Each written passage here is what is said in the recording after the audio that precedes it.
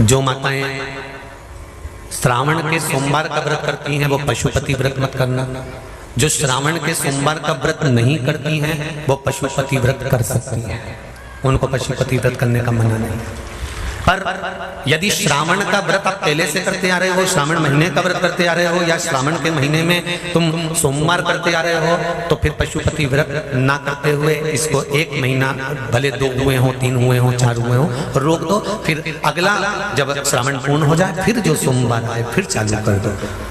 पर अगर श्रावण का व्रत करते हो तो, और अगर श्रावण का व्रत नहीं करते हो तो पशुपति व्रत चालू है, मना नहीं।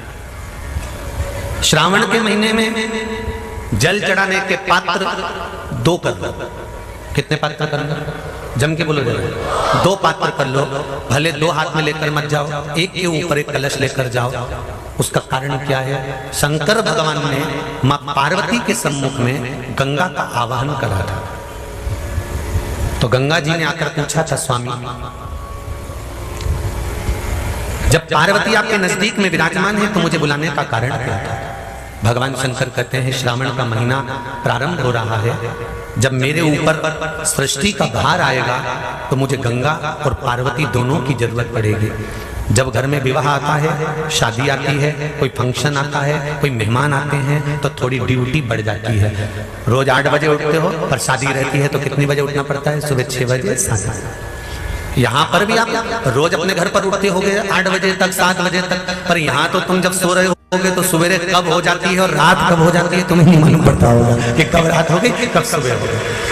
लोग ढोलक पीते पीते पीते पीते 11, 12, 1 और तुम्हारी लग गई झपकी और बज गई 3:30, सब लग गए लाइन में नहाने और तुम भी भागी जल्दी से नहाने। अब नहाने भी कहाँ जाए? तो माता इतनी चतुर, उन्हें का बरसती हो रही है जल की। भगवान भी सोच समझ के पानी गिराता था, 3 बजे से गिराना चालू करता था 6 बजे तक। उस बीच में भगवान को भी मालूम है मिश्रा जी कहाँ से नल लाएगा, इसलिए उन्होंने चारों तरफ से पानी गिराया और तो नहाना के ऐसे देगा। मेरे ओ घरदानी, मेरे शंकर भगवान, मेरे त्रिकालदर्शी, मेरे कैलाशी, मेरे भगवान नित्य कृपा करने वाले।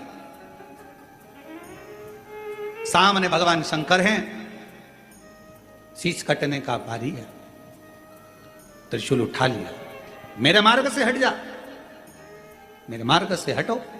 हटते नहीं, आखिरी में मेरे शंकर भगवान ने त्रिशूल उठाकर शीश काट दिया। विनायक का शीश कटा, वो शीश मां जगत जननी की गोद में जाकर गिरा।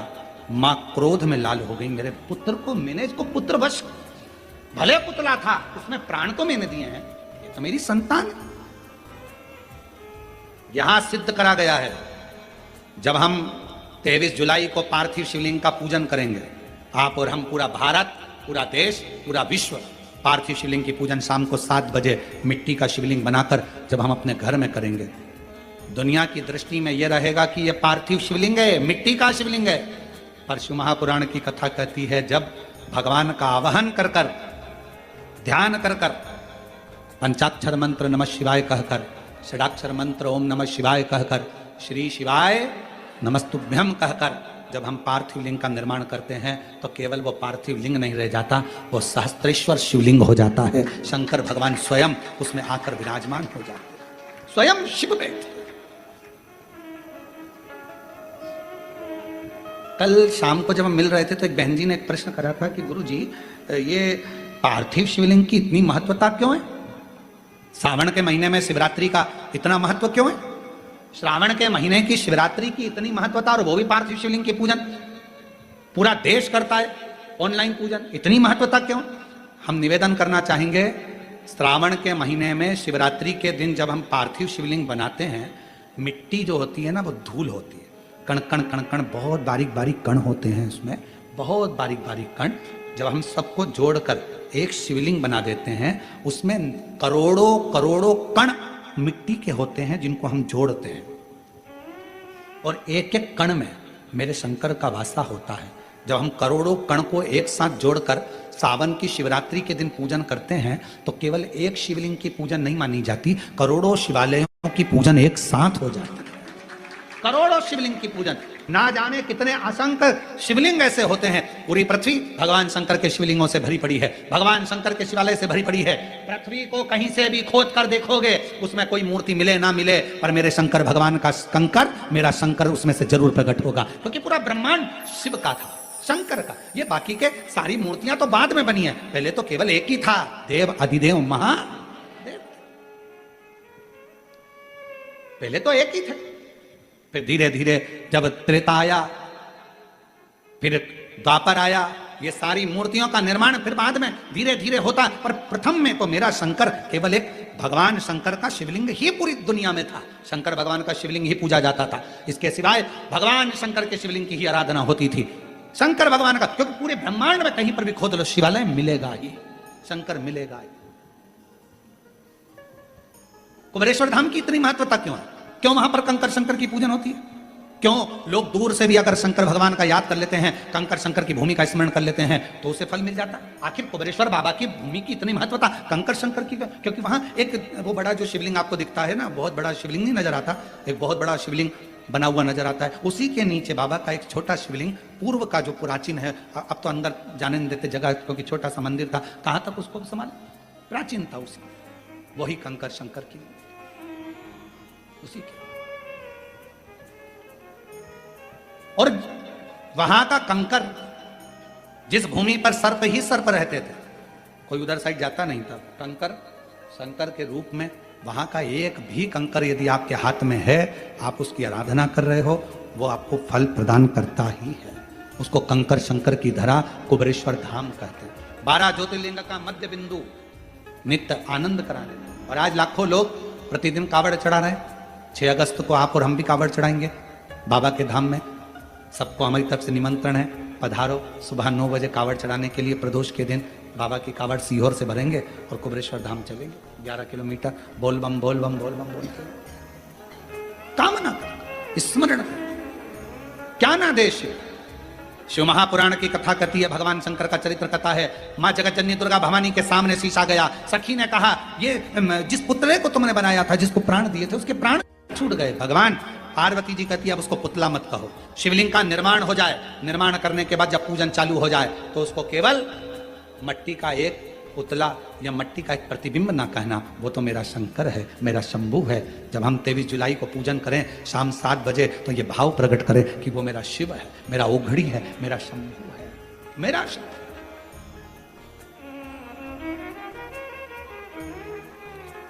उसको पहचानो।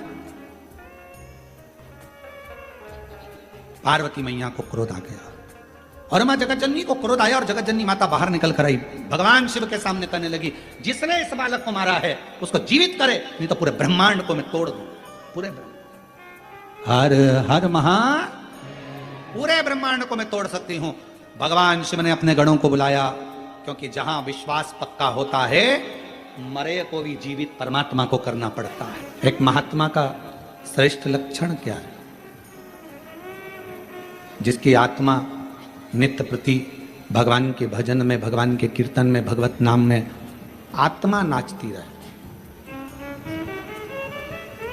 ये इंद्रियां भले नाचे ना नाचे, हाथ अपने घूम रहे हैं ना घूम रहे हैं, पांव हमारे घूम रहे हैं ना घूम रहे हैं, हमारे नेत्र घूम रहे हैं ना घूम रहे हैं, हमारी जिह्वा घूम रही है ना घूम रही है, उससे मूल नहीं है। जिसकी आत्मा अंदर से नाचने लगे, आत्मा भगवान की अविरल भक्ति में झूमने लगे, आत्मा भगवान शंकर की अविरल भक्ति में रमने लगे, समझ लेना वही जगत में महात्मा है और वही महात्मा का सबसे बड़ा लक्ष्य है। भीतर से आत्मा संतुष्ट नहीं।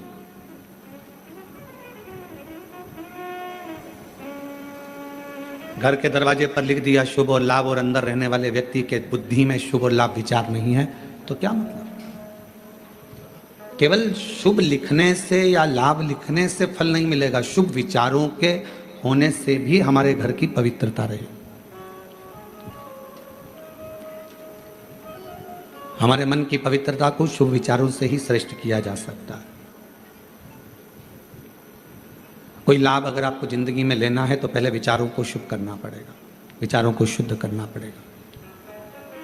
जब हमारे विचार, हमारी बुद्धि, हमारा चित्त ये श्रेष्ठ हो जाएगा, अच्छा हो जाएगा, तो फिर मेरा देव अधिदेव महादेव भी आपको कदम से कदम मिलाकर साथ देने के लिए तैयार खड़ा रहेगा। हमारे विचार शुद्ध नहीं है, हम अपने विचारों से, और बहुत याद रखना, तुम्हारी सूरत, तुम्हारा चेहरा, तुम्हारा रूप, तुम्हारा रंग, तुम्हारा मकान, तुम्हारी गाड़ी, तुम्हारा बंगला, ये सब केवल पृथ्वी तक है। उस परमात्मा के दरवाजे पर ना तुम्हारा गाड़ी है, ना तुम्हारा बंगला है, ना तुम्हारा रूप है, ना तुम्हारा रंग है, ना तुम्हारा कोई स्वरूप है। जैसे बाहर आवाज बढ़ा दो। जैसे एक माँ अपने बच्चे को पढ़ लिखने के लिए स्कूल भेजती है, और माँ सुबह जब बच्चे को तैयार कर कर स्कूल भेजती है तो माँ ये कामना कर कर भेजती है कि मेरा बच्चा 2 बजे, 5 बजे, 3 बजे स्कूल से 12 बजे वापस लौट कर आए। जैसा मैंने भेजा है वैसा ही मेरी बच्चा है। जगत में कोई माँ ऐसी है जो अपने बच्चे को भेजती हो और मन में सोचती हो कि ये वापिस ना आए? प्रत्येक माँ जगत की अपने बच्चे को स्कूल भेजती है तो ये विचार कर कर भेजती है कि मेरा बच्चा वापस लौट कर आए, और जैसा मैंने भेजा है वैसा कि वैसा ही मेरी औलाद, मेरी संतान वापस आए। अब विचार करिएगा, माता पिता अपने बच्चे को भेजते हैं कि मेरा बच्चा स्कूल से जैसा है वैसा कि वैसा ही आए, उसी तरह परमात्मा भी, मेरा बाबा भोलेनाथ भी जब जन्म देता है, और जन्म देता है तो ये विचार कर कर भेजता है कि जितना पवित्र मैंने इसको संसार में भेजा है, मरने पर ये उतना पवित्र मेरे पास होगा। जितना पवित्र मैं इसको भेज रहा हूं, निर्मल मन से, हृदय से, चित्त से, अपने निर्मल स्वभाव से। एक बच्चा जब जन्म लेता है, तो उसका स्वभाव कोई कपटी नहीं होता। एक बच्चा जब जन्म लेता है तो उसका स्वभाव कभी बेकार नहीं होता। एक बच्चा जब जन्म लेता है तो उसका स्वभाव कपटी नहीं होता, बेकार नहीं होता, वो छल करना नहीं जानता। बस जैसे परमात्मा ने एक बच्चे को जन्म दिया, उसका मन एकदम साफ है, शुद्ध है, उसके मन में कोई भेद नहीं है, उसके मन में कोई कपट नहीं है, उसके मन में कोई बेईमानी नहीं है, छल नहीं है। भगवान भी चाहता है जैसा मैंने तुझे भेजा स्कूल वैसा कि वैसे ही लौट कर आना, जैसा मैंने तुझे भेजा संसार में वैसा ही लौट कर मेरे पास आना, जैसा मैंने भेजा है। एक अविरल भक्ति के साथ संत, सती और भक्ति, कौन कौन है? 3, संत, सती और भक्ति। ये 3 अगर हमारे घर के अंदर इन 3 में से एक भी है, जरूरी नहीं कि कोई कपड़े बदल लेगा तो संत हो जाएगा, कोई माला पहन लेगा तो संत हो जाएगा, कोई जटा बढ़ाएगा तो संत हो जाएगा। संत का ये लक्षण नहीं है। संत का लक्षण है कि जहां रह रहा है, जिस स्थान पर रह रहा है, जहां वो है वहां रहकर अविरल भक्ति को धारण करना। अविरल भक्ति, जहां वो निवास करे उस अविरल भक्ति को धारण करे। संत का लक्षण है संसार की बातों से, संसार की मोह माया से, संसार के सारी दुनिया के संसार के सुख से, भोग से दूर रहे, वो संत।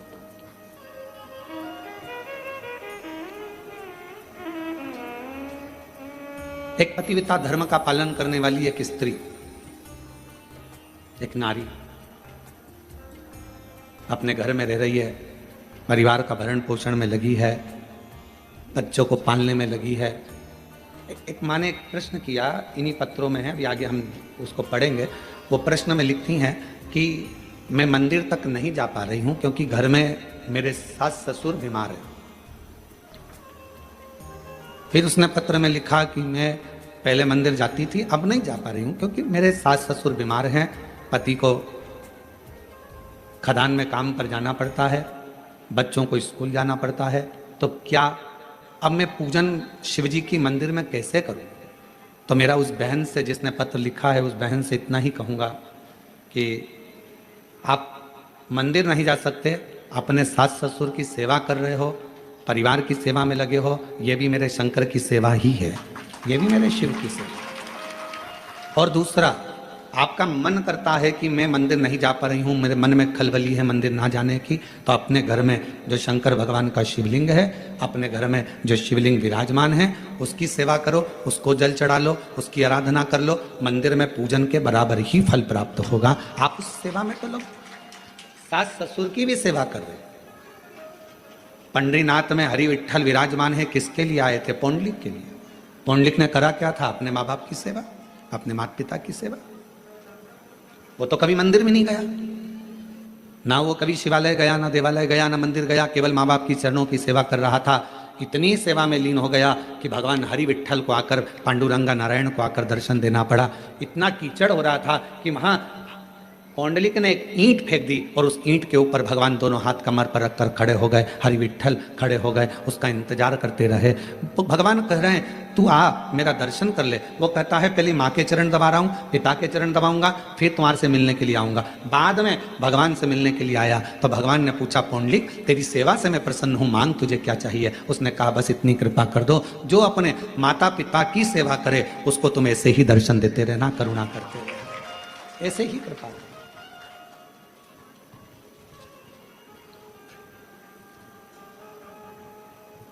क्या करें हम? कोई कोई माता ऐसी हैं, कोई कोई भाई ऐसे हैं, कोई कोई जीजियाँ जीजा, मेरी बेटियां बेटा ऐसे हैं, मंदिर बहुत दूर है, जाएंगे कैसे? कैसे? तो जहां अपना घर है, घर के अंदर जो शिवालय है उसकी भी आराधना कर सकते। घर में जो मंदिर है, घर में जो भगवान विराजना है, उसकी भी आराधना करो, साधना करो। कभी भी अपने घर के बच्चे को नालायक मत समझो, कभी भी अपने घर के बच्चे को हम हमेशा लायक ही समझो। अपने घर का जो बेटा है, कई माताएं अपने बच्चे से कह देती तुझ में अकल नहीं है, तुझ में अकल नहीं है, तुझ में अकल नहीं है। कई माताएं कह देती हैं अपनी अपनी बातों में, वो देखो उसका पति बेचारा इतना कर लेता है, उसका पति वैसा कर लेता है, और तुम तो घर में पड़े रहते हो, तुम्हारे से तो कोई काम बनता नहीं है, ये जाते नहीं बनता, वो काम करते नहीं बनता। अपने घर में, अपने परिवार में ये ना देखा जाए कि कौन कमजोर है। ठीक है, कोई कोई बच्चा पढ़ने में होशियार रहता है, कोई कोई किसी कला में होशियार रहता है। मेरा भगवान किसी को कम तो नहीं रखता, भगवान सबको लेवल बराबर बनाकर रखता है। 5 उंगलियां पांचों बराबर नहीं हो सकती।